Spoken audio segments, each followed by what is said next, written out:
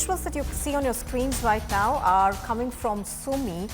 These, of course, seem to depict the Russian war effort over here. So these vehicles rolling in, and to understand more about these visuals, let's go across to Abhishek, who's joining us from the newsroom. Abhishek, good morning. Explain to our viewers what these visuals are about, and also how is the Ukrainian side mounting an offensive in this particular area?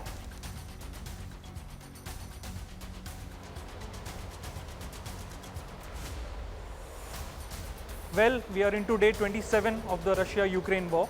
The Defense Ministry of Russia tweeted that the Russian forces have blocked the Ukrainian defense, which means that the Russian army, as it continues to make inroads, it also continues to block the efforts made by the Ukrainian army and into the Sumy region. The most important thing to notice here is that while Russia is offensive on one side, it is also not allowing the Ukrainian army to stop it. And the Ukrainian army is completely unable to stop the advances made by the Russian armed forces. And day 27, maybe more developments will follow up. We'll have to see how Russia approaches this war. The war has already extended for a long time, and it remains to be seen how Russia chooses to move forward with its offensive, and whether the Ukrainian president can manage to talk to Putin as he's been trying to. All right, Abhishek, bringing us those details from the Mumbai newsroom. Thank you.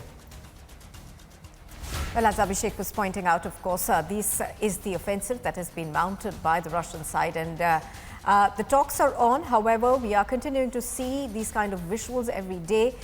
Even as the two sides speak to each other, there are no signs yet of a ceasefire.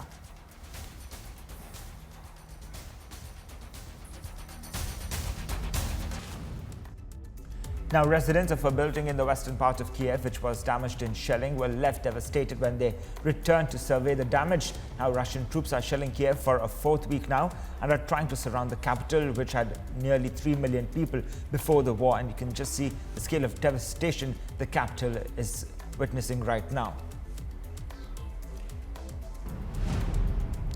Lugging bags and hockey sticks, a group of Ukrainian teenagers walked across the border into Romania, leaving their war-ravaged country behind to reach the safety of the neighboring Romania, where they will get a chance to train and play as members of the newly formed special teams. The teens had to escape their hometowns following relentless bombardment by Russia's occupying forces.